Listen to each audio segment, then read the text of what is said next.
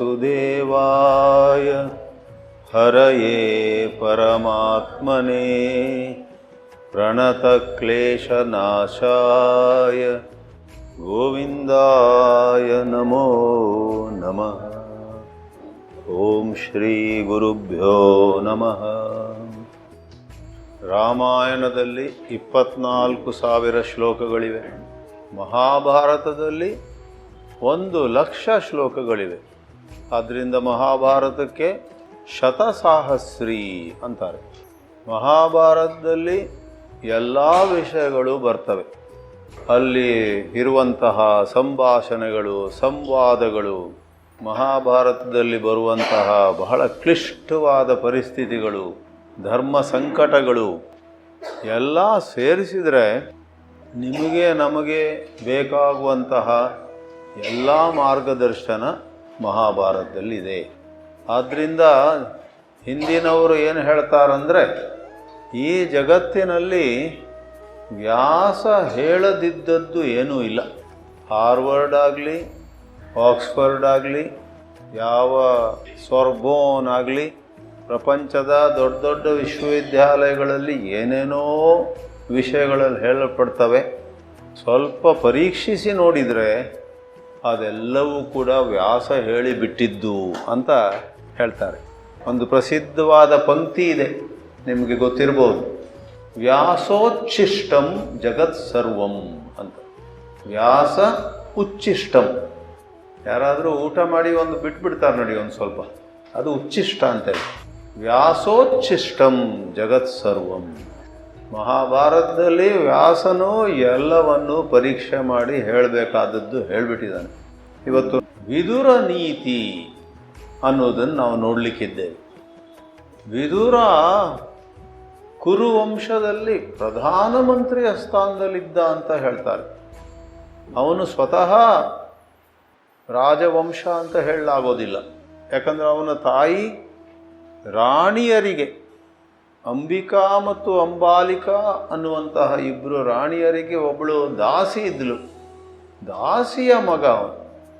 ಪಾಂಡು, ಧೃತರಾಷ್ಟ್ರ ಮತ್ತು ವಿದುರ, ಇವರಿಗೆ ತಾಯಿಯರು ಅಂಬಿಕಾ, ಅಂಬಾಲಿಕಾ ಮತ್ತು ಆ ದಾಸಿ. ತಂದೆ ಯಾರು? ವ್ಯಾಸ ಮಹರ್ಷಿ. ಯಾಕಂದರೆ ಅಂಬಿಕಾ ಮತ್ತು ಅಂಬಾಲಿಕಾ ಅವರ ಪತಿಯರು ಚಿತ್ರವೀರ್ಯ, ವಿಚಿತ್ರವೀರ್ಯರು ಯುದ್ಧದಲ್ಲಿ ತೀರಿ ಹೋದರು. ಆಗ ಚಿತ್ರವೀರ್ಯ, ವಿಚಿತ್ರವೀರ್ಯರ ತಾಯಿಗೆ ಚಿಂತೆ ಆಗುತ್ತೆ, ಏನು ಮಾಡೋದೀಗ, ವಂಶ ಮುಂದುವರಿಯುವುದು ಹೇಗೆ? ಅವಳು ಬಹಳ ಹಿಂದೆ ವ್ಯಾಸನನ್ನು ಮಗನಾಗಿ ಪಡೆದಿದ್ಲು. ನಂತರ ಅದು ಇನ್ನೊಂದು ಕಥೆ, ಅದು ಮತ್ಸ್ಯಗಂಧ ಕಥೆ. ನಂತರ ಅವಳು ಹಸ್ತಿನಾಪುರದಲ್ಲಿ ಬಂದಳು.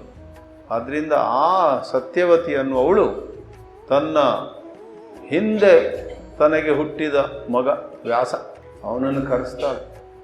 ಈವಾಗ ಹುಟ್ಟಿದಂತಹ ಚಿತ್ರವೀರ್ಯ, ವಿಚಿತ್ರವೀರ್ಯರು ತೀರಿ ಹೋದರು. ಆದರೆ ಈ ಮದುವೆಯ ಮೊದಲು ಅವಳಿಗೆ ವ್ಯಾಸ ಹುಟ್ಟಿದ್ದ, ಪರಾಶರರ ಮಗನಾಗಿ. ಆ ವ್ಯಾಸನನ್ನು ಕರೆಸಿ, ನೀನು ನನ್ನ ಮಗ, ಆದ್ದರಿಂದ ನಮ್ಮ ಸಂತಾನ ಮುಂದುವರಿಯುವ ಹಾಗೆ ಅವನು ತನ್ನ ಯೋಗದ ಶಕ್ತಿಯಿಂದ ಅಂಬಿಕೆ, ಅಂಬಾಲಿಕೆ ಮತ್ತು ಆ ದಾಸಿ, ಅವಳ ಹೆಸರು ನೋಡಬೇಕು ನಾನು.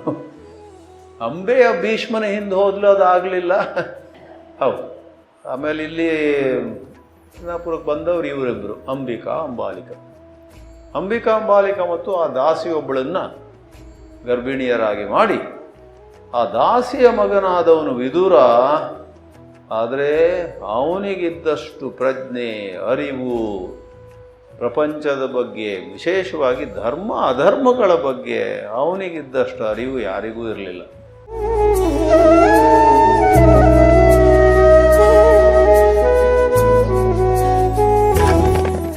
ಈ ವಿದುರ ನೀತಿಯ ಸಂದರ್ಭ ಏನು? ಧೃತರಾಷ್ಟ್ರನಿಗಾಗಲಿ, ಪಾಂಡುವಿಗಾಗಲಿ, ಅಥವಾ ಬೇರೆ ದೊಡ್ಡ ದೊಡ್ಡ ಸೇನಾಪತಿಗಳಿಗೆಲ್ಲ ವಿದುರ ಎಷ್ಟೋ ಬಾರಿ ಹಿತವಚನ ನೀಡಿದ್ದಿದೆ. ಆದರೆ ಈ ಒಂದು ವಿದುರ ನೀತಿ ಅನ್ನುವ ಭಾಗ ಅದು ಎಲ್ಲಿ ಬರುತ್ತೆ ಅಂತ ಹೇಳಿದರೆ, ಮಹಾಭಾರತದಲ್ಲಿ 18 ಪರ್ವಗಳಿವೆ ಅಲ್ಲ, ಅದರಲ್ಲೊಂದು ಉದ್ಯೋಗ ಪರ್ವ ಅಂತಿದೆ. ಆ ಉದ್ಯೋಗ ಪರ್ವ ಅನ್ನೋದು ಯುದ್ಧ ಪ್ರಾರಂಭ ಆಗೋಕ್ಕಿಂತ ಸ್ವಲ್ಪ ಮೊದಲು, ಅದರ ನಂತರ ಯುದ್ಧ ಪ್ರಾರಂಭ ಆಗ್ತದೆ.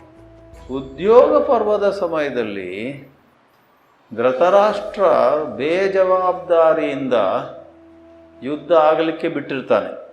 ಅವನು ಸ್ವಲ್ಪ ದೃಢವಾದ ಮನಸ್ಸಿನಿಂದ ತನ್ನ ಮಗನಾದ ದುರ್ಯೋಧನನಿಗೆ ಬಾಲ ಮುಚ್ಕೊಂಡು ಕೂತ್ಕೊ, ನೀನು ಯುದ್ಧ ಮಾಡುವ ಹಾಗಿಲ್ಲ, ಪಾಂಡವರಿಗೆ ಅರ್ಧ ರಾಜ್ಯವನ್ನು ಕೊಡು, ಇದು ನನ್ನ ಆಜ್ಞೆ ಅಂತ ಹೇಳ್ಬೋದಿತ್ತು. ಆದರೆ ಮಮತೆ, ಪುತ್ರನ ಬಗ್ಗೆ ಇರುವಂತಹ ಆಸಕ್ತಿ, ರಾಗ, ಅಟ್ಯಾಚ್ಮೆಂಟ್, ನಮ್ಮೆಲ್ಲರಲ್ಲೂ ಏನೇನೇನೇನೋ ಅಟ್ಯಾಚ್ಮೆಂಟ್ಸ್ ಇದೆ. ಆದ್ದರಿಂದ ಈ ಕಾಲದಲ್ಲಿ ಸೈಕಾಲಜಿಯಲ್ಲಿ ಹೇಳ್ತಾರೆ, ನಾವೆಲ್ಲ ದೊಡ್ಡ ದೊಡ್ಡ PhD ಮಾಡ್ಕೊಂಡಿರಬಹುದು, ಪ್ರಪಂಚದಲ್ಲಿ ಎಲ್ಲೆಲ್ಲ ಸುತ್ತಾಡಿರಬಹುದು, ಪ್ರಸಿದ್ಧರಾಗಿರ್ಬೋದು, ಸ್ಥಾನಮಾನ ಇರಬಹುದು, ಆದರೆ ನಮ್ಮೆಲ್ಲರಲ್ಲೂ ಕೂಡ ಸುತ್ತಿ ಬಳಸಿ ಏನೇನೋ ಕಾಂಪ್ಲೆಕ್ಸಸ್ ಇರುತ್ತೆ, ಏನೇನೋ ಇನ್ಹಿಬಿಷನ್ಸ್ ಅಂತೇವೆ, ಏನೇನೋ ವಿರೋಧಾಭಾಸಗಳು. ಕೆಲವರೆಲ್ಲ ಹೊರಗೆ ಸಿಂಹದಂತಿರ್ತಾರೆ, ಹುಲಿ ಅಂತಿರ್ತಾರೆ, ಮನೆಯಲ್ಲಿ ಇಲಿಯಾಗಿರ್ತಾರೆ, ಬಹುಶಃ ತಮ್ಮ ಹೆಂಡತಿ ಎದುರೋ ಗೊತ್ತಿಲ್ಲ. ಇನ್ನು ಕೆಲವರು ಮನೆಯಲ್ಲಿ ಹುಲಿ ಥರ ಇರ್ತಾರೆ, ಹೆಂಡತಿ ಮಕ್ಕಳಿಗೆಲ್ಲ ಬೈಯೋದು, ಹೊರಗೆ ಹೋದರೆ ಬದುಕೊಂಡಿರ್ತಾರೆ. ಮನೆಯಲ್ಲಿ ಹುಲಿ, ಹೊರಗೆ ಇಲಿ, ಹೊರಗೆ ಹುಲಿ, ಮನೆಯಲ್ಲಿ ಇಲಿ. ವಿಚಿತ್ರವಾದಂತಹ ವ್ಯಕ್ತಿತ್ವಗಳು ನಮಗಿವೆ. ಧೃತರಾಷ್ಟ್ರನು ಆ ರೀತಿಯಲ್ಲಿ ಪುತ್ರ ಮೋಹದಿಂದಾಗಿ ಆ ಯುದ್ಧವನ್ನು ನಿಲ್ಲಿಸಲಿಲ್ಲ. ಅದರ ಬದಲು ದುರ್ಯೋಧನ ಬಂದಾಗೆಲ್ಲ, ಹೌದು ನೀನು ಹೇಳುವುದೇ ಸರಿ, ಅವರಿಗೆ ಕೊಡಬೇಡ, 5 ಗ್ರಾಮಗಳನ್ನು ಕೊಡಬೇಡ, ಸರಿಯಪ್ಪ ನೀನು ಹೇಳೋದೇ ಸರಿ ಅಂತ ಮೂರ್ಖತನದಿಂದ ಆ ಯುದ್ಧ ಆಗುವಂತೆ ಅನುಕೂಲ ಮಾಡಿ ಕೊಟ್ಟ. ಇನ್ನು ಯುದ್ಧ ಇನ್ನು ಶುರುವಾಗತ್ತೆ ಅನ್ನುವಾಗ ಅವನಿಗೆ ನಡುಕ, ಈಸ್ ಟ್ರೆಂಬ್ಲಿಂಗ್. ಅಯ್ಯೋ, ಯುದ್ಧ ಪ್ರಾರಂಭ ಆಗುತ್ತೆ. ಎಷ್ಟಂದ್ರು ಆ ಪಾಂಡವರು ಮಹಾವೀರರು, ನಮ್ಮ ಸೈನ್ಯ ದೊಡ್ಡದಿದ್ರೇನು, ಪಾಂಡವರ ಪರಾಕ್ರಮ ಬಹಳ ವಿಶೇಷವಾದದ್ದು, ನನ್ನ ಮಕ್ಕಳೆಲ್ಲ ತೀರಿ ಹೋದರೆ ಏನು ಮಾಡೋದು ಅಂತ ಚಿಂತೆ. ಅದಕ್ಕೋಸ್ಕರ ಇಡೀ ಉದ್ಯೋಗ ಪರ್ವಕ್ಕೋ ಅಥವಾ ಈ ಭಾಗ ಇರುವಂತಹ ಭಾಗಕ್ಕೋ ಒಂದು ಹೆಸರಿದೆ, ಪ್ರಜಾಗರ ಪರ್ವ ಅಂತ. ಪ್ರಜಾಗರ ಪರ್ವ, ನನಗೆ ಆ ಶಬ್ದ ಮೊದಲು ಅರ್ಥ ಆಗಿರಲಿಲ್ಲ. ಪ್ರಜಾಗರ, ನನ್ನ ಸಂಸ್ಕೃತ ಸಾಕಷ್ಟು ಗೊತ್ತಿದ್ರೂ ಕೂಡ ಕೆಲವೊಮ್ಮೆ ನಮಗದು ಗೊತ್ತಾಗೋದಿಲ್ಲ. ಪ್ರಜಾ ಅಂದರೆ ಮಕ್ಕಳು ಅಥವಾ ಸಿಟಿಸನ್ಸ್, ಗರ ಇದೇನಪ್ಪ. ಈ ವಿದುರ ನೀತಿಯ ಬಗ್ಗೆ ಮಾತಾಡಲಿಕ್ಕೆ ನಾನು ಪ್ರಯತ್ನ ಮಾಡಿದ್ದು 4 ವರ್ಷದ ಹಿಂದೆ, ಏನೂ ಗೊತ್ತಿರಲಿಲ್ಲ. ಯೂಟ್ಯೂಬ್ ನೋಡಿದೆ, ಬನ್ನಂಜೆ ಗೋವಿಂದಾಚಾರ್ಯರು ಪ್ರಜಾಗರ ಪರ್ವವನ್ನು ವಿವರಿಸ್ತಿದ್ರು. ಅದರಲ್ಲಿ ಅವರು ಅದನ್ನು ಬೇರೆ ರೀತಿ ಬಿಡಿಸಿದರು. ನಾನಾಗ ಅಯ್ಯೋ ಇದ್ಯಾಕೆ ನನಗೆ ಹೊಳೆಯಲಿಲ್ಲ, ಪ್ರಜಾ ಅಂತ ಬಿಡಿಸ್ಬೇಡಿ, ಪ್ರ ಮತ್ತು ಜಾಗರ. ಪ್ರ ಅಂದರೆ ಪ್ರಕರ್ಷವಾಗಿ, ಇಂಟೆನ್ಸ್ಲಿ, ಜಾಗರ ಅಂದರೆ ಎಚ್ಚರವಾಗಿರೋದು. ಧೃತರಾಷ್ಟ್ರನಿಗೆ ಅವಂದೇ ತಪ್ಪು, ಎಲ್ಲ ಮೆಸ್ಸಪ್ ಅಂತಾರಲ್ಲ, he messed up the situation so badly. ಈಗ ಪರಿಸ್ಥಿತಿ ಏನು, ರಾತ್ರಿ ಅವನಿಗೆ ನಿದ್ದೆನೇ ಬರೋದಿಲ್ಲ. ಪ್ರಕರ್ಷೇಣ ಜಾಗರಹ, ರಾತ್ರಿ ಕಣ್ಣು ಮುಚ್ಚೋಕ್ಕೂ ಆಗ್ತಾ ಇಲ್ಲ. ಮೇಲೆ ನೋಡ್ತಾ ಅಯ್ಯೋ, ನೋಡ್ತಾ ಅಂದರೆ ಕಣ್ಣು ತೋರೋದಿಲ್ಲ ಅವನಿಗೆ, ಆಗ ಏನು ಮಾಡೋದು ಅಂತ. ಆ ರೀತಿ ಅದೆಲ್ಲ ಪ್ರಾರಂಭದಲ್ಲಿ ಹೇಳಲಾಗಿದೆ. ಅವನು ಈಗ ನಾನು ವಿದುರನನ್ನು ಕೇಳ್ತೀನಿ ಸ್ವಲ್ಪ ಹಿತವಚನ, ಈಗ ನಾನು ಏನು ಮಾಡಬೇಕು. ಈ ವಿದುರ ನೀತಿಯಲ್ಲಿ ಸುಮಾರು 593 ಶ್ಲೋಕಗಳಿವೆ. ಉದ್ಯೋಗ ಪರ್ವದಲ್ಲಿ ಎಷ್ಟೋ ಸರ್ಗಗಳಿವೆ, 40ಕ್ಕೂ ಮೇಲ್ಪಟ್ಟು. 33ರಿಂದ 40ನೇ ಸರ್ಗ ಅಂದರೆ 8 ಅಧ್ಯಾಯಗಳು. ಆ 8 ಅಧ್ಯಾಯಕ್ಕೆ ವಿದುರ ನೀತಿ ಅಂತಾರೆ. ಆ 8 ಅಧ್ಯಾಯಗಳಲ್ಲಿ ಒಟ್ಟು 593. ಮೊದಲನೇ ಅಧ್ಯಾಯವೇ ದೊಡ್ಡದು, 128, ಆಮೇಲೆ 86, ಆಮೇಲೆ 77, ಇನ್ನೊಂದು ಯಾವುದೋ ಬರೀ 32 ಇದೆ, ಕೊನೆ 40ನೇ ಸರ್ಗ. ಅಥವಾ ಅಲ್ಲಿ ಅಧ್ಯಾಯ ಅಂತಾರೆ, ವಾಲ್ಮೀಕಿ ರಾಮಾಯಣದಲ್ಲಿ ಸರ್ಗಗಳು, ಇಲ್ಲಿ ಅಧ್ಯಾಯ ಸಂಖ್ಯೆ. 33ನೇ ಅಧ್ಯಾಯದಿಂದ 40ನೇ ಅಧ್ಯಾಯದವರೆಗೆ, ಕೆಲವುದರಲ್ಲಿ 100 ಮೇಲೆ, ಇನ್ನು ಕೆಲವುದರಲ್ಲಿ 70 ಇತ್ಯಾದಿ ಸೇರಿಸಿದರೆ 593 ಶ್ಲೋಕಗಳು ಸೇರಿ ವಿದುರ ನೀತಿ.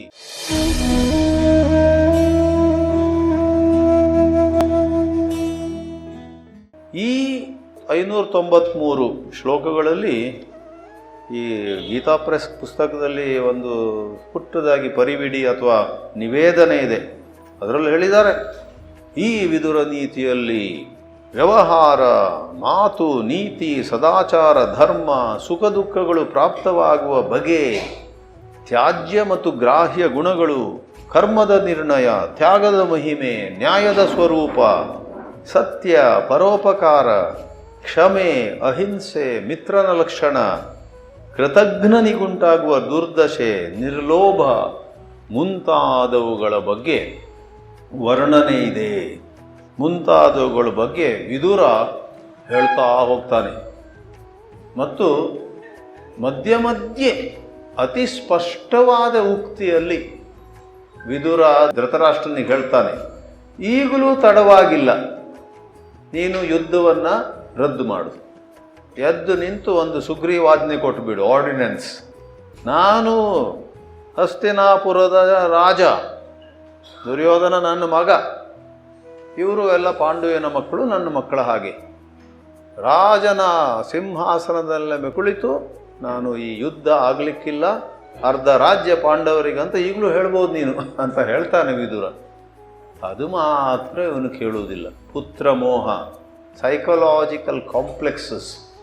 ಇಂಥ ಒಂದು ಪರಿಸ್ಥಿತಿಯಲ್ಲಿ ಈ ಪ್ರಜಾಗರ ಪರ್ವ, ಉದ್ಯೋಗ ಪರ್ವ ಅಲ್ಲಿರುವಂತಹ ಈ 8 ಅಧ್ಯಾಯಗಳಲ್ಲಿರುವಂತಹ 593 ಶ್ಲೋಕಗಳಲ್ಲಿ ಹಲವಾರು ವಿಷಯಗಳು ಈಗಲೂ ಕೂಡ ನಮಗೆ ನಮಗೇ ಹೇಳ್ದಾಗಿದೆಯಲ್ಲ, ನಮಗೆ ಈ ಸ್ಪಷ್ಟತೆ ಇದ್ದಿದ್ರೆ ನಮ್ಮ ಜೀವನದಲ್ಲಿ ಕೆಲವು ತಪ್ಪುಗಳೆಲ್ಲ ಆಗ ಮಾಡ್ತಿರಲಿಲ್ಲ. ನಾವು ಹಿಂದೆ ನೋಡ್ತೀವಿ, ಈಗಿನ ಪರಿಸ್ಥಿತಿಯಲ್ಲೂ ನೋಡ್ತೀವಿ, ಮುಂದೆ. ಯಾಕಂದರೆ ಮನುಷ್ಯನ ಬದುಕು ಎಂಥದ್ದು ಅಂತ ಹೇಳಿದರೆ, ಕೊನೆಯ ಉಸಿರಿನವರೆಗೂ ಕೂಡ ಧರ್ಮ ಸಂಕಟ ನಮಗಿರುತ್ತೆ. ಈ ಒಂದು ವಿದುರ ನೀತಿಯಲ್ಲಿ ವಿದುರನು ಬೆಳಕನ್ನು ಚೆಲ್ತಾನೆ. ನಾವು ಇವತ್ತು ನೋಡಬೇಕಾದದ್ದು ಮೊದಲನೇ ಅಧ್ಯಾಯದಲ್ಲಿ, ಮೂಲದಲ್ಲಿ ಉದ್ಯೋಗ ಪರ್ವದ 33ನೇ ಅಧ್ಯಾಯ. ವಿದುರ ನೀತಿಯನ್ನು 8 ಪ್ರತ್ಯೇಕವಾಗಿಟ್ಟರೆ ಆ 8ರಲ್ಲಿ ಮೊದಲನೇದು. ಅದರಲ್ಲಿ ಸ್ವಲ್ಪ ಮೊದಲು ಕಥೆ ಇದೆ.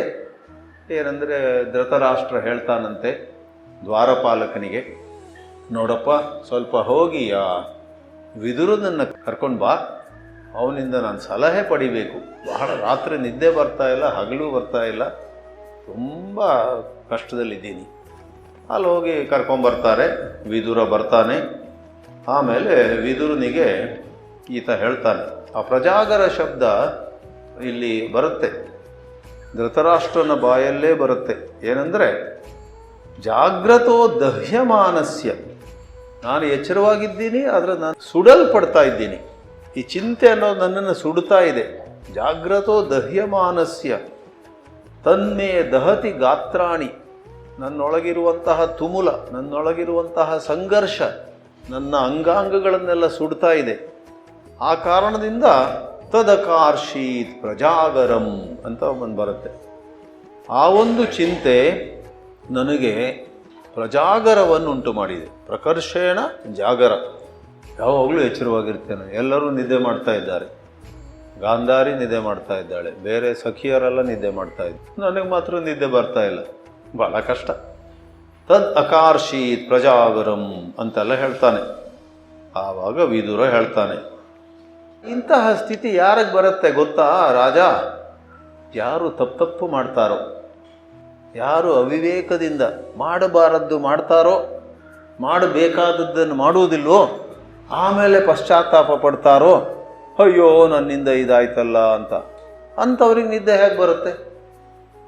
ನಾವು ಆದಷ್ಟು ಬೇಗ, ಈ ಮೊದಲು ತಪ್ಪು ಮಾಡಿರಬಹುದು, ಆದರೆ ಆದಷ್ಟು ಬೇಗ ನಮ್ಮನ್ನು ತಿದ್ದಿಕೊಂಡು ದಿನದಿನವೂ ಸ್ವಲ್ಪ ಜೋಪಾನವಾಗಿ ಜಾಗೃತವಾಗಿ ಹೇಳಬೇಕಾದದ್ದು ಹೇಳುತ್ತಾ, ಹೇಳಬಾರದ್ದನ್ನು ಹೇಳದೆ, ಮಾಡಬೇಕಾದದ್ದು ಮಾಡುತ್ತಾ, ಮಾಡಬಾರದ್ದನ್ನು ಮಾಡದೆ ಬದುಕಿದರೆ ಆಮೇಲೆ ದಿನದಲ್ಲಿ ಭಾಳ ಲವಲವಿಕೆಯಿಂದ ಚಟುವಟಿಕೆಯಿಂದ ಇರ್ತೀರಿ, ರಾತ್ರಿ ನಿಮಗೆ ಒಳ್ಳೆ ನಿದ್ದೆ ಬರುತ್ತೆ. ಅವಿವೇಕದಿಂದ ಏನೇನೆಲ್ಲ ಮಾಡಿದರೆ ಆಮೇಲೆ ನಿದ್ದೆ ಹೋಗುತ್ತೆ, ಅದನ್ನು ಹೇಳ್ತಾನೆ. ಆಮೇಲೆ ಇವತ್ತು ನಾವು ನೋಡಬೇಕಾದಂತಹ ಭಾಗ ಸುಮಾರು ಒಂದು ಪಂಡಿತ ಲಕ್ಷಣ ಅಂತ ಒಂದು 15 ಶ್ಲೋಕ ಇದೆ. ಅದರಲ್ಲಿ ನಾನು 4 ಆಯ್ಕೆ ಮಾಡಿದ್ದೀನಿ. ಅಲ್ಲಿ ಮೂಲದ ಸಂಖ್ಯೆ ಕೊಟ್ಟಿದೆ 1.21. ಆ 8 ಅಧ್ಯಾಯದಲ್ಲಿ ಮೊದಲನೇ ಅಧ್ಯಾಯದ 21ನೇ ಶ್ಲೋಕ. ಅದನ್ನು ಹಾಡೋಣವಂತೆ. 1.21 ಇವತ್ತು ಬುದ್ಧಿವಂತನ ಲಕ್ಷಣಗಳು. ಬುದ್ಧಿವಂತ ಲಕ್ಷಣ ಮೂಲದಲ್ಲಿ ಒಂದು 15 ಶ್ಲೋಕ ಇದೆ. ಆಮೇಲೆ ಮೂಢರ ಲಕ್ಷಣಗಳು ಕೂಡ ಮೂಲದಲ್ಲಿ 4 ಆಯ್ಕೆ ಮಾಡಿದ್ದೀವಿ. ಮೂಲದಲ್ಲಿ ಸುಮಾರು ಒಂದು 11 ಇದೆ. ಆಯ್ಕೆ ಮಾಡಿದಂತಹ ಮೊದಲನೇ ಶ್ಲೋಕ, ನಿಷೇವತೆ ಪ್ರಶಸ್ತಾನಿ ನಿಂದಿತಾನಿ ನ ಸೇವತೆ ಅನಾಸ್ತಿಕಃ ಶ್ರದ್ಧಾನಃ ಏತತ್ ಪಂಡಿತ ಲಕ್ಷಣಂ. ವಿದುರ ಧೃತರಾಷ್ಟ್ರನಿಗೆ ಹೇಳ್ತಾನೆ, ಆ ವಿವೇಕದಿಂದ ಬಾಳುವುದಂತಿದೆಯಲ್ಲ, ವಿವೇಕದಿಂದ ಬಾಳುವವರು, ದಿನದಿನವೂ ಸ್ವಲ್ಪ ಎಚ್ಚರವಾಗಿರುವವರು, ಯದ್ವಾ ತದ್ವಾ ಏನೋ ಮಾಡದೇ ಇರುವವರು. ಯದ್ವಾ ತದ್ವಾ ಅಂತ ನಾವು ಕನ್ನಡದಲ್ಲೂ ಉಪಯೋಗಿಸ್ತೀವಿ, ಏನೇನೋ ಮಾಡಿಬಿಡೋದು. ಒಬ್ಬ ವೈದ್ಯ ಇದ್ದಂತೆ, ಆಯುರ್ವೇದದ ವೈದ್ಯ. ಅವನಿಗೇನು ಗೊತ್ತಿರಲಿಲ್ಲ, ಆದರೂ ಒಂದು ಬೋರ್ಡ್ ಹಾಕ್ಕೊಂಡು ಅವನನ್ನು ಯಾರೋ ಇಂಟರ್ವ್ಯೂ ಮಾಡಿದ್ರಂತೆ, ನಿಮ್ಮದು ವೈದ್ಯಕೀಯ ಮಾಡ್ತಾ ಇದ್ದೀರಾ, ಏನು ನಿಮ್ಮ ಫಿಲಾಸಫಿ ಏನು, ಯಾವ್ಯಾವ ರೋಗಕ್ಕೆ ಯಾವ್ಯಾವ ಔಷಧ ಕೊಡ್ತೀರಾ ಅಂದಾಗ ಅವನು ಹೇಳ್ದೆ, ನಮ್ಮದು ಫಿಲಾಸಫಿ ಭಾಳ ಸಿಂಪಲ್. ಯಸ್ಯ ಕಸ್ಯ ತರೋರ್ ಮೂಲಂ ಏನಕೇನ ಪ್ರಪೇಶಯೇತ್ ಯಸ್ಮೈ ಕಸ್ಮೈ ಪ್ರದಾತವ್ಯಂ ಯದ್ವಾ ತದ್ವಾ ಭವಿಷ್ಯತಿ. ಯಾವುದೋ ಒಂದು ಗಿಡ ತಗೊಂಬರೋದು, ಯಸ್ಯ ಕಸ್ಯ ತರೋರ್ ಮೂಲಂ, ಗಿಡದ ಬೇರು ತಗೊಂಡು ಅದು ಹೇಗೋ ಗುದ್ದಿ ಅದರ ರಸ ತೆಗೆಯೋದು, ಹೇಗೋ ಗುದ್ದಿ, ಆಯಿತಾ? ಯಾರಿಗೆ ಕೊಡೋದು? ಯಾರು ಮೊದಲು ಬರ್ತಾರೋ ಅವ್ರದ್ದು ಏನೇ ರೋಗ ಇರಲಿ, ಯಸ್ಮೈ ಕಸ್ಮೈ ಪ್ರದಾತವ್ಯ, ಕೊಟ್ಟು ಬಿಡೋದು. ಆಗ ಏನಾಗುತ್ತೆ? ಯದ್ವಾ ತದ್ವಾ ಭವಿಷ್ಯತಿ, ಏನೋ ಆಗುತ್ತೆ. ಕೋಶ ಗುಣ ಆಗ್ತಾನೆ, ಅಥವಾ ಮರುದಿವಸ ಹೋದ ಅಂತ ನಮಗೆ ವಾರ್ತೆ ಬರುತ್ತೆ, ದೇವರು ಒಳ್ಳೇದು ಮಾಡಲಿ ಅವನಿಗೆ. ಯದ್ವಾ ತದ್ವಾ ಅಂದ್ರೆ ಹಾಗೆ. ನಮ್ಮಲ್ಲಿ ಕಾಮಕ್ರೋಧಗಳಿಂದಾಗಿ, ಮಮತೆ ಮೋಹದಿಂದಾಗಿ, ಯಾವುದ್ಯಾವುದೋ ಸಂಕುಚಿತ ದೃಷ್ಟಿಯಿಂದಾಗಿ ನಮ್ಮೆಲ್ಲರಿಗೂ ಆ ಒಂದು ಅಪಾಯ ಇದೆ ಬದುಕಿನಲ್ಲಿ. ನಾವೆಲ್ಲರೂ ಅಂಥ ಒಂದು ಸಮಯದಲ್ಲಿ ಮಾಡಿರ್ತೇವೆ ತಪ್ಪುಗಳನ್ನು. ಹಿಂದೆ ಆ ದಿವಸ ಅಂಥ ತಪ್ಪು ಮಾಡಿದ್ನಲ್ಲ, ಅದು ಯಾಕೆ ನಾನು ಹಾಗೆ ಹೇಳಿದ್ನೋ, ಯಾಕೆ ಹಾಗೆ ಮಾಡಿದ್ನೋ ಅಂತ ಆಮೇಲೆ ಅನಿಸುತ್ತೆ. ಅದು ಯಾಕಾಗತ್ತೆ ಗೊತ್ತೇ? ಅವಿವೇಕ ಬಂದಾಗ ನಾವು ಯದ್ವಾ ತದ್ವಾ ವದಾಮಹ, ಯದ್ವಾ ತದ್ವಾ ಕುರ್ಮಃ, ಹೇಳುವುದಾಗಲಿ ಮಾಡುವುದಾಗಲಿ ಯದ್ವಾ ತದ್ವಾ ಚಿಂತಯಾಮಹ, ಆಲೋಚನೆ ಕೂಡ ಯದ್ವಾ ತದ್ವಾ. ಬೇಡದಿದ್ದೆಲ್ಲ ವೇದಾಂತ ಪ್ರವಚನದಲ್ಲಿ ಕೂತಿದ್ದೀವಿ, ಆ ವೇದಾಂತ ಹೇಳುವ ಇವ್ರಿಗೆ ಎಷ್ಟು ವಯಸ್ಸಾಗಿರ್ಬೋದು ಅಂತ ಆಲೋಚನೆ ಮಾಡೋದು. ಅವ್ರು ಹೇಳೋದೇ ಅದು ಮತ್ತೆ ಕೇಳ್ತಾರೆ. ದೇವಸ್ಥಾನಕ್ಕೆ ಹೋಗಿದ್ದೀವಿ, ದೇವ್ರ ಮೇಲೆ ಎಷ್ಟು ಚಿನ್ನ ಹಾಕಿರ್ಬೋದು. ಆಮೇಲೆ ಮಧ್ಯೆ ಆರತಿ ಆಗ್ತಾ ಇದೆ, ಮಂಗಳಾರತಿ ಆಗ್ತದೆ, ಮಧ್ಯೆ ಹಿಂದೆ ಯಾರು ಬಂದಿದ್ದಾರೆ? ಓ, ರಾಜಕಾರಣಿ ಇವತ್ತು ಬಂದಿದ್ದಾರೆ ಇಲ್ಲಿ. ಯಾಕಪ್ಪ ನಿಮಗೆ? ಯದ್ವಾ ತದ್ವಾ. ಆ ಥರ ಆಗಬಾರ್ದು. ಈಗ ಶ್ಲೋಕದಲ್ಲಿ ಏನು ಹೇಳಿದೆ ಅಂದರೆ 4 ಲಕ್ಷಣ ಹೇಳಿದ್ದೀವಿ. ಆ ಥರ ಮಾಡದೆ, ಯದ್ವಾ ತದ್ವಾ ಮಾಡದೆ ವಿವೇಕಪೂರ್ವಕವಾಗಿ ಯಾರು ನಡೀತಾರೋ ಆ ವಿವೇಕವೇ ದೊಡ್ಡ ಸಂಪತ್ತು. ಆ ವಿವೇಕ ಇದ್ದು ಬಿಟ್ಟರೆ ಮನುಷ್ಯನಿಗೆ ಹಣ ಇಲ್ದಿದ್ರೂ ಪರವಾಗಿಲ್ಲ, ಆರೋಗ್ಯ ಇಲ್ದಿದ್ರೂ ಪರವಾಗಿಲ್ಲ, ಅವನು ಸರಿಯಾಗಿ ಆಲೋಚನೆ ಮಾಡ್ತಾನೆ, ಸರಿಯಾಗಿ ಮಾತಾಡ್ತಾನೆ, ಸರಿಯಾದ ಕೆಲಸ ಮಾಡ್ತಾನೆ. ಏನೋ ಒಂದು 2 ಊಟ ಸಿಗುತ್ತೆ, 2 ಬಟ್ಟೆ, ಆಯ್ತು, ಮಲಗಿದ, ಜಗಲಿ ಮೇಲೆ ಮಲಗಿದ. ಅವನಿಗೆ ಮಂಚ ಬೇಕಂತಿಲ್ಲ, ಚೆನ್ನಾಗಿ ನಿದ್ದೆ ಬರುತ್ತೆ ಅವನಿಗೆ. ಯಾಕಂದರೆ ಅವನ ಒಳಗೆ ಸಂಘರ್ಷ ಇರುವುದಿಲ್ಲ. ಆಗಲಿ ಅದೆಲ್ಲ ಸರಿ. ಅಂಥ ಪಂಡಿತರು ಹೇಗೆ ಅವ್ರನ್ನ ಸ್ವಲ್ಪ ವರ್ಣಿಸಿ ಅಂದರೆ ಇಲ್ಲಿ ಬಂದಿರೋದು ಪಂಡಿತ ಲಕ್ಷಣಂ. ಪಂಡಿತ ಶಬ್ದದಿಂದ ಇಲ್ಲಿ ಬುದ್ಧಿವಂತ ಅಂತ ಅರ್ಥ. ಆದ್ದರಿಂದ ನಾವು ನಮ್ಮ ಶೀರ್ಷಿಕೆ ಕೊಟ್ಟಿದ್ದೇವೆ, ಬುದ್ಧಿವಂತರ ಲಕ್ಷಣ. ಏನದು? ಬುದ್ಧಿವಂತರು ಮತ್ತೆ ಏನನ್ನಾದರೂ ಮಾಡಬೇಕಂದಾಗ, ಈಗ ಏನೋ ನಮಗಿದು ಮಾಡಬೇಕನ್ಸುತ್ತೆ, ಅದು ಮಾಡಬಾರ್ದು ಅನಿಸುತ್ತೆ. ಆದರೆ ಡೌನ್ ದಿ ರೋಡ್ 10 ದಿವಸದ ನಂತರ ಕಾಲಕ್ರಮೇಣ ಸಮಾಜ ಇದನ್ನು ಮೆಚ್ಚುತ್ತಾ, ದೇವರು ಇದನ್ನು ಮೆಚ್ಚುತ್ತಾನೋ, ನಮ್ಮದೇ ಆತ್ಮಸಾಕ್ಷಿ ಅನ್ನೋದು ಈ ಪ್ರಲೋಭನೆಯ ಸಮಯದಲ್ಲ, ಒಂದು 10 ದಿವಸದ ನಂತರ ಅದು ಪ್ರಶಸ್ತ ಅಂತ ಹೇಳಿದರೆ, ಪ್ರಶಸ್ತಾನಿ ಸೇವತೆ. ಸೇವತೆಗೆ ನೀ ಉಪಸರ್ಗ ಹಾಕಿದರೆ ನಿಷೇವತೆ ಅಂತ ಆಗುತ್ತೆ.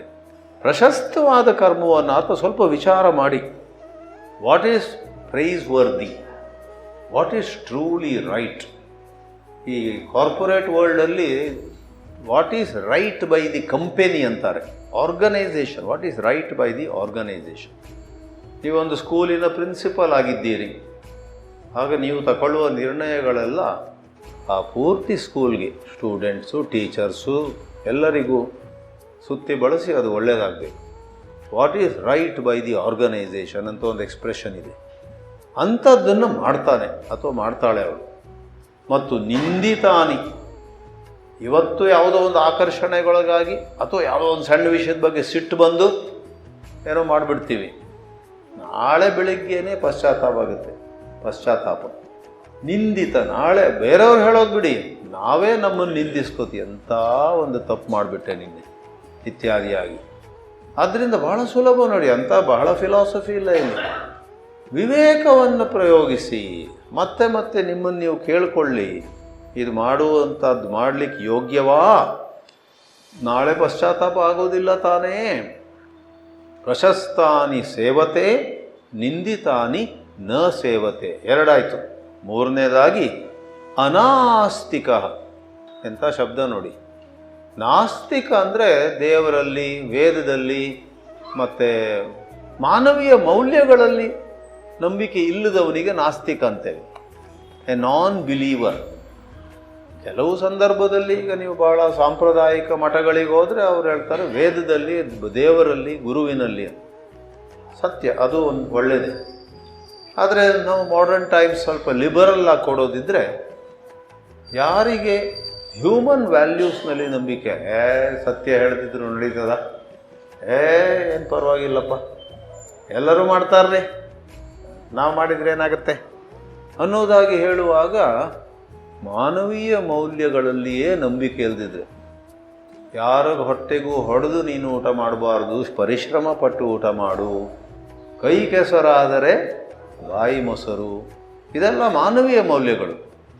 ಮಾನವೀಯ ಮೌಲ್ಯಗಳಲ್ಲಿ ನಂಬಿಕೆ ಇಲ್ಲದವನು ನಾಸ್ತಿಕ. ಆದರೆ ವಿದುರ ಇಲ್ಲಿ ಹೇಳೋದು ಅನಾಸ್ತಿಕ, ನಾಸ್ತಿಕ ಅಲ್ಲದವನು.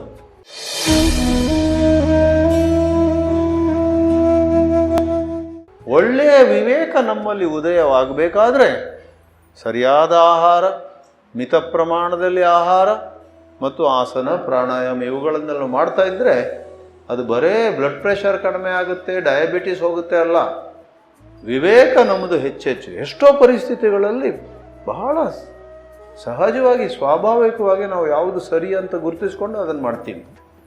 ಇಲ್ಲವಾದರೆ ಎಷ್ಟೇ ಓದ್ಕೊಂಡಿರ್ಬೋದು, ಕೊನೆಗೆ ಸುತ್ತಿ ಬಳಸಿ ತಪ್ಪೇ ಮಾಡೋದು. ನಮ್ಮಿಂದ ಎಲ್ಲರಿಗೂ ನೋವು, ಆಮೇಲೆ ನಮಗೂ ನೋವು, ನಮಗೂ ಶಾಂತಿ ಇಲ್ಲ. ಯಾಕಾಗುತ್ತೆ? ನಾವು ನಾಸ್ತಿಕರಾಗಿರೋದ್ರಿಂದ. ಮಾನವೀಯ ಮೌಲ್ಯಗಳಲ್ಲಿ, ಸರಿಯಾದ ಬದುಕುವ ರೀತಿಯಲ್ಲಿ ನಮಗೆ ವಿಶ್ವಾಸ ಇರಬೇಕು, ಅದನ್ನು ಆಚರಿಸಬೇಕು. ನಾಲ್ಕನೇದಾಗಿ ಶ್ರದ್ಧಾನಃ. ಶ್ರದ್ಧಾ ಶಬ್ದ ನಿಮ್ಮೆಲ್ಲರಿಗೂ ಗೊತ್ತು. ಶ್ರದ್ಧಾ ಶಬ್ದದಲ್ಲಿ ಎರಡು ಭಾಗ ಇದೆ, ಶ್ರತ್ ಮತ್ತು ಧಾ ಅಂತ. ಶ್ರತ್ ಅಂದರೆ ಬೇರೆ ಏನಲ್ಲ, ಶ್ರತ್ ಆ್ಯಂಡ್ ಸತ್ ಮೀನ್ ದಿ ಸೇಮ್. ಶ್ರತ್ ಅಥವಾ ಸತ್ ಅಂದರೆ ಸತ್ಯ, ಧಾ ಅಂದರೆ ಅದನ್ನು ಆಧರಿಸುವಂಥದ್ದು, ಸತ್ಯಕ್ಕೆ ಆಶ್ರಯವಾಗಿರುವಂತಹ, ಸತ್ಯಕ್ಕೆ ಆಶ್ರಯವಾಗಬಲ್ಲಂತಹ ಒಂದು ಮಾನಸಿಕ ಸ್ಥಿತಿ. ನಿಮ್ಮಲ್ಲಿ ಶ್ರದ್ಧೆ ಇದ್ದಾಗ ಬಹಳ ಗಹನವಾದ ತತ್ವಗಳನ್ನು ಕೂಡ ನೀವು ಅಧ್ಯಯನ ಮಾಡ್ತೀರ. ಶ್ರದ್ಧೆ ಇಲ್ಲದಿದ್ದರೆ ಬಹಳ ಚಂದವಾದ ಒಂದು ಆಧ್ಯಾತ್ಮಿಕ ವಿಷಯ ನಿಮ್ಮ ಮುಂದೆ ಬಂದಿದೆ, ನೋಡ್ತೀನಿ ಆಮೇಲೆ ಅಂತ ಬದಿಗೊಟ್ಬಿಟ್ರಿ. ಆದರೆ ಈ ಅಧ್ಯಾತ್ಮದ ವಿಷಯವನ್ನು ಬದಿಗಿಟ್ಬಿಟ್ರಲ್ಲ, ಆಮೇಲೆ ನೋಡ್ತೀನಿ ಅಂತ ನೋಡಲೇ ಇಲ್ಲ. ಯಾಕೆ? ನಿಮಗದರಲ್ಲಿ ರುಚಿ ಇಲ್ಲ, ಶ್ರದ್ಧೆ ಇಲ್ಲ, ವಿಶ್ವಾಸ ಒಂದು ಕಾಲದಲ್ಲಿ ಇತ್ತು, ಆದರೆ ಎಲ್ಲೋ ಮಧ್ಯದಲ್ಲಿ ಪ್ರಜ್ಞೆ ಹೊರಟೋಯ್ತು.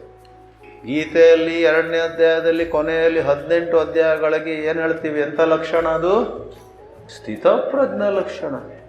ಆದರೆ ಪ್ರಪಂಚದಲ್ಲಿ ಹೆಚ್ಚಾಗಿ ನಮಗೆ ಕಂಡುಬರುವಂಥದ್ದು ಗತಪ್ರಜ್ಞ ಲಕ್ಷಣ. ಸ್ಥಿತಪ್ರಜ್ಞನ ವಿರುದ್ಧ ಪದ ಏನು? ಗತಪ್ರಜ್ಞ. ಅದರಲ್ಲೊಂದು ಶ್ಲೋಕ ಇದೆ, ಇಂದ್ರಿಯಾಣಾಂ ಹಿ ಚರತಾಂ ಯನ್ಮನೋನು ವಿಧೀಯತೆ ತದಸ್ಯ ಹರತಿ ಪ್ರಜ್ಞಾಂ ವಾಯುರ್ನಾವಮಿವಾಂಬಸಿ. ಯಾರ ಮನಸ್ಸು ಇಂದ್ರಿಯಗಳು ಬಯಸಿದ್ರ ಹಿಂದೆ ಓಡ್ತದೋ ಅದರ ಮೇಲೆ ಲಗಾಮ್ ಹಾಕೋದಿಲ್ವೋ ಅವರ ಪ್ರಜ್ಞೆ ಅನ್ನುವಂಥದ್ದು ಹಾಳಾಗಿ ಹೋಗುತ್ತೆ. ಹೇಗೆ ಒಂದು ಹಾಯಿ ಕಟ್ಟಿದಂತಹ ದೋಣಿ ಅನುಕೂಲ ಅಲ್ಲದ ಪ್ರತಿಕೂಲ ಆಗಿರುವಂತಹ ಹವೆ ಗಾಳಿಗೆ ಸಿಕ್ಕಿದರೆ ಎಲ್ಲೋ ಹೋಗಿ ಅಪಘಾತವಾದೀತೋ ಆ ಥರ ಇವರ ಪ್ರಜ್ಞೆ ಹೊರಟೋಗ್ತದೆ. ಅದಕ್ಕೆ ಇತ್ತೀಚೆಗೆ ನಾವು ಒಂದು ಪ್ರತಿಬಿಂಬ ಶ್ಲೋಕ ಮಾಡಿದ್ದೀವಿ. ಹಾಗೆ ಅನ್ನಿಸ್ತು, ಇಂದ್ರಿಯಾಣಾಂ ಹಿ ಚರತಾಂ ಯತ್ ಮನಃ ನ ವಿಧೀಯತೆ. ಇಂದ್ರಿಯಗಳ ಗುಲಾಮ ಆಗದೆ ಯಾವ ಮನಸ್ಸಿರುತ್ತಲ್ಲ ಅವ್ರ ಕೇಸ್ನಲ್ಲಿ ಏನಾಗುತ್ತೆ, ಅವರು ವಿವೇಕ ಮಾಡಿಕೊಂಡು ಇಂದ್ರಿಯಗಳು ಏನೋ ಹೇಳಿದ ಹಾಗೆ ಮಾಡೋದಿಲ್ಲ, ಮನಸ್ಸು ಸ್ವಲ್ಪ ಸ್ವತಂತ್ರವಾಗಿರುತ್ತೆ.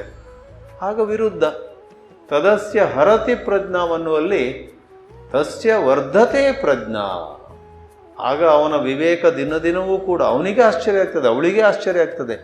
ಅಯ್ಯೋ, ಮೊದಲೆಲ್ಲ ಇಂಥ ಪರಿಸ್ಥಿತಿಯಲ್ಲಿ ನಾನು ಹೇಗೆ ಕ್ವಿಕ್ಲಿ ಕಾಂಪ್ರಮೈಸ್ ಮಾಡ್ತಿದ್ದೆ, ಇವತ್ತು ದೇವರ ದಯದಿಂದ ನಾನು ಬೇಡ ಅನ್ನುವಲ್ಲಿ ಬೇಡ ಅಂದೆ, ಆಮೇಲೆ ಬೇಕು ಅನ್ನುವಲ್ಲಿ ಬೇಕು ಅಂದೆ, ಕಹಿ ಆದರೂ ಕೂಡ ಬೇವಿನ ರಸ ಕುಡಿದೆ, ಆಮೇಲೆ ತುಂಬ ಆಕರ್ಷಣೆ ಆದರೂ ಕೂಡ ಕಾಫಿ 2ನೇ ಸಾರಿ 3ನೇ ಸಾರಿ ಕುಡಿಲಿಲ್ಲ. ಮೊದಲೆಲ್ಲ ಎಲ್ಲ ಓದ್ಕೊಳ್ಳೋದು ಆಮೇಲೆ ಹೋಗಿ ಮಾಡೋದು ತಪ್ಪೆ. ಇದ್ಯಾಕೆ ಯಾವ ಥರ ನನಗೆ ಪ್ರಜ್ಞೆ ಬಂತು? ಆ ಪ್ರಜ್ಞೆ ಬಂದಿರೋದು ನೀವು ಸ್ವಲ್ಪ ಉಪವಾಸ ಮಾಡಿರ್ತೀರ, ಸ್ವಲ್ಪ ನಾಮಸ್ಮರಣ ಮಾಡಿರ್ತೀರ, ಸ್ವಲ್ಪ ವ್ಯಾಯಾಮ ಮಾಡಿರ್ತೀರ, ಸ್ವಲ್ಪ ಸತ್ಸಂಗದಲ್ಲಿ ಕುಳಿತಿರ್ತೀರ. ಆಗ ಅಲ್ಲಿ ಏನೋ ಒಳಗೆ ಬದಲಾವಣೆ ಆಗಿ ಇಂದ್ರಿಯಗಳ ಹಿಂದೆ ನಿಮ್ಮ ಮನಸ್ಸು ಓಡುವುದಿಲ್ಲ. ಯಾವಾಗ ಇಂದ್ರಿಯಗಳ ಗುಲಾಮವಾಗುವುದಿಲ್ವೋ ಮನಸ್ಸು, ಆಗ ನಿಮ್ಮಲ್ಲಿರುವ ಪ್ರಜ್ಞೆ ವರ್ಧಿಸುತ್ತದೆ, ಹೆಚ್ಚಾಗುತ್ತೆ. ಯಾವಾಗ ಇಂದ್ರಿಯಗಳ ಗುಲಾಮವಾಗಿ ನಿಮ್ಮ ಮನಸ್ಸಿರುತ್ತೋ ಆಗ ಗೀತಾ ಶ್ಲೋಕ ಹೇಳಿದಾಗೆ ತದಸ್ಯ ಹರತಿ ಪ್ರಜ್ಞಾಂ ಶ್ರದ್ಧಾಧಾನಃ. ಆ ಪ್ರಕಾರ ಯಾವುದೋ ಒಂದು ಬೋಧನೆಯನ್ನು ನಾವು ಸ್ವೀಕರಿಸಬೇಕಾದ್ರೆ ಶ್ರದ್ಧೆ ಬೇಕು.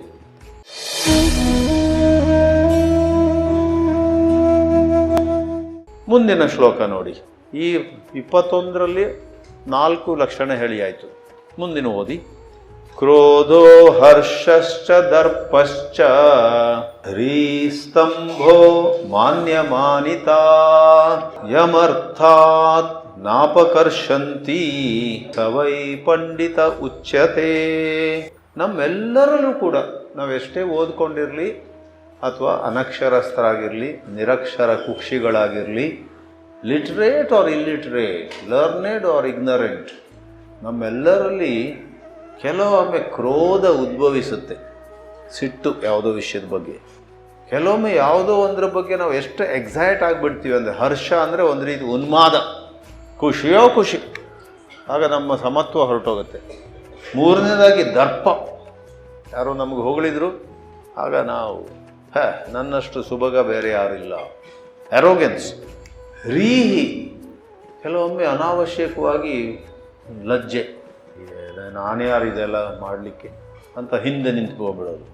ಯಾವಾಗ ಸ್ವಲ್ಪ ಮುಂದೆ ಹೆಜ್ಜೆ ಇಡಬೇಕೋ ಅಲ್ಲಿ ಬೇಡದ ಜಾಗದಲ್ಲಿ ಲಜ್ಜೆ. 5ನೇದೇ ಸ್ತಂಭ. ಸ್ತಂಭ ಅಂದರೆ ಒಂದು ರೀತಿ ಉದ್ದಟತನ.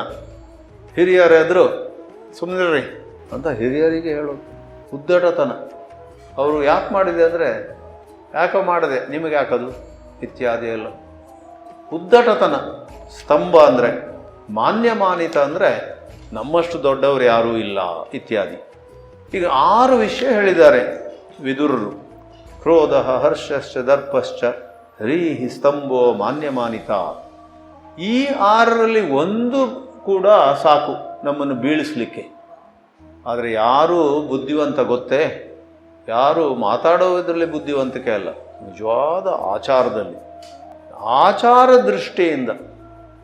ಆಚಾರ ಪ್ರಭವೋ ಧರ್ಮ ಧರ್ಮಸ್ಯ ಪ್ರಭು ಅಚ್ಯುತಃ ಅಂತ ವಿಷ್ಣು ಸಹಸ್ರನಾಮದಲ್ಲೇ ಎಲ್ಲೋ ಬರುತ್ತೆ ಆ ಪಂಕ್ತಿ.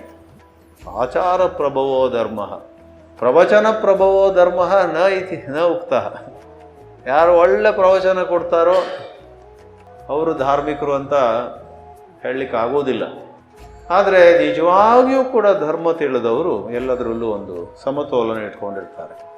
ಯಸ್ಮಾತ್ ಅವ್ರ ಯಮ್ ಅರ್ಥಾತ್. ಯಮ್ ಅಂದರೆ ಯಾವನನ್ನು, ಯಾರನ್ನು, ಅರ್ಥಾತ್ ನ ಅಪಕರ್ಷಂತಿ. ಈ 6 ದೌರ್ಬಲ್ಯಗಳು, ಕ್ರೋಧ ಹರ್ಷ ದರ್ಪ, ಈ 6 ದೌರ್ಬಲ್ಯಗಳು ಯಾರನ್ನು ಅರ್ಥದಿಂದ ಹಿಂದೆ ಎಳೆಯೋದಿಲ್ವೋ, ಅಥವಾ ಅರ್ಥ ಅಂದರೆ ಪುರುಷಾರ್ಥ. ಬದುಕು ಇರುವಂತಹದ್ದು ಪುರುಷಾರ್ಥಗಳನ್ನು ಸಾಧಿಸಲಿಕ್ಕೆ. ಮೊದಲು ನಾವು ಅರ್ಥ, ಕಾಮ, ಆಮೇಲೆ ಧರ್ಮ, ಮತ್ತು ಕೊನೆಯಲ್ಲಿ ಮೋಕ್ಷಕ್ಕೆ ಪ್ರಯತ್ನ ಮಾಡಬೇಕು. ಸೊ ಧರ್ಮಾರ್ಥ ಕಾಮ ಮೋಕ್ಷಗಳು ಇವೆ. ಈ ಪುರುಷಾರ್ಥಗಳನ್ನು ಸಾಧಿಸಬೇಕು ನಾವು. ಯಾರಾದರೂ ಮದುವೆ ಆಗುವಾಗ ಆಶೀರ್ವಾದ ಮಾಡ್ತಾರೆ, ನೀವಿಬ್ಬರು ಒಟ್ಟು ಸೇರಿ ಚತುರ್ವಿಧ ಪುರುಷಾರ್ಥಗಳನ್ನು ಸಾಧಿಸಬೇಕು ನೀವು ಅಂತ ಆಶೀರ್ವಾದ ಕೊಡ್ತಾರೆ. ಅದರಲ್ಲಿ ಕೆಲವರು ಮೋಕ್ಷ ಸೇರಿ ಮಾಡುವಂಥದ್ದೆಲ್ಲ, ಪ್ರತಿಯೊಬ್ಬರದ್ದು 3 ಪುರುಷಾರ್ಥಗಳನ್ನು ನೀವು ಒಟ್ಟು ಸಾಧಿಸಿ. ಅರ್ಥ ಅಂದರೆ ಪುರುಷಾರ್ಥ, that is the noble goals of human life. ಬುದ್ಧಿವಂತರು ಯಾರು? ಯಾರನ್ನು ಈ ಕಾಮ, ಈ ಕ್ರೋಧ, ಈ ಹರ್ಷ, ಈ ಹಿರಿ, ಈ ಸ್ತಂಭ, ಈ ದರ್ಪ, ಮಾನ್ಯತೆ ಇವುಗಳು ಆ ಪುರುಷಾರ್ಥವನ್ನು ಸಾಧಿಸಲಿಕ್ಕೆ ಹೊರಟಾಗ ಅವರ ರಸ್ತೆಯಿಂದ, ಅವರ ದಾರಿಯಿಂದ ಬೀಳಿಸುವುದಿಲ್ವೋ, ಚ್ಯುತಗೊಳಿಸುವುದಿಲ್ವೋ, ಅಂದರೆ ಅದೆಲ್ಲ ತಡ್ಕೊಳ್ತಾರವರು. ಯಂ ಅರ್ಥಾತ್ ನ ಅಪಕರ್ಷಂತಿ. ಧರ್ಮ ಮಾರ್ಗದಲ್ಲಿ, ಮೋಕ್ಷದ ಒಂದು ಪ್ರಯತ್ನದಲ್ಲಿ ಅವರು ಬೀಳುವುದಿಲ್ಲ.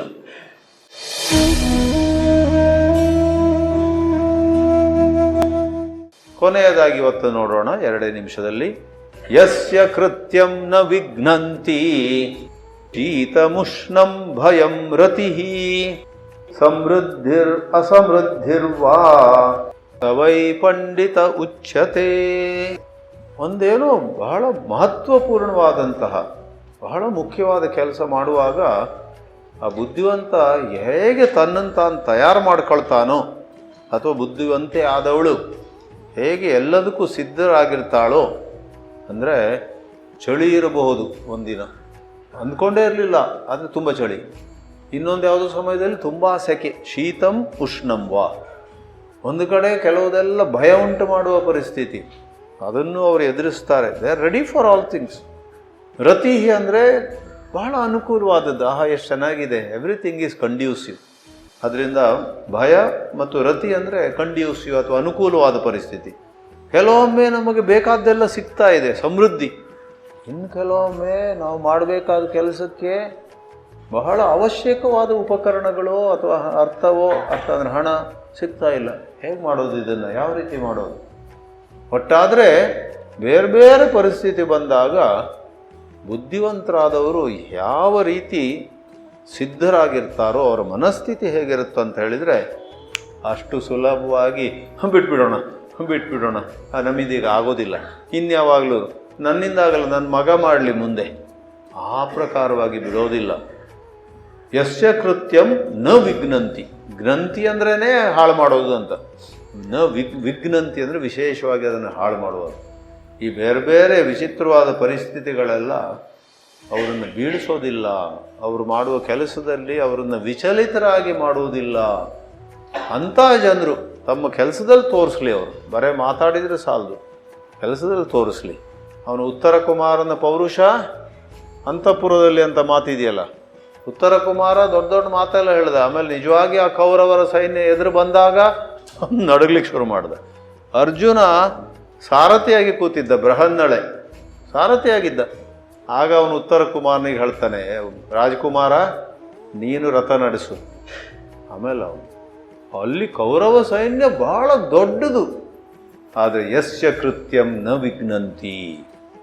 ಅರ್ಜುನ ಅವೆಲ್ಲರನ್ನು ಕೂಡ ಎದುರಿಸಿ ಆ ಅಜ್ಞಾತವಾಸದ ಕೊನೆಯ ದಿನ, ಆವಾಗ ಅವ್ರಿಗೆ ಗೊತ್ತಾಯ್ತು ಈ ಥರ ಯುದ್ಧ ಮಾಡಬೇಕಾದ್ರೆ ಇವನು ಅರ್ಜುನ. ಗೊತ್ತಾಗೋದ್ರೊಳಗೆ ಆ ಅಜ್ಞಾತವಾಸದ 1 ವರ್ಷ ಮುಗೀತಿ ಅಂತ ಟೈಮಿಂಗ್ ನೋಡಿ. ಯಸ್ಯ ಕೃತ್ಯಂ ನ ವಿಘ್ನಂತಿ. ಬುದ್ಧಿ ಇಲ್ಲದವರು, ಅವಿವೇಕಿಗಳು, ಮತ್ತೆ ಎಲ್ಲ ಹೆಚ್ಚು ಕಡಿಮೆ ಮಾಡೋದು. Already their life is messed up, but every day they do things by which their life gets more messed up. ಓಂ ನಮೋ ಭಗವತೆ ವಾಸುದೇವಾಯ.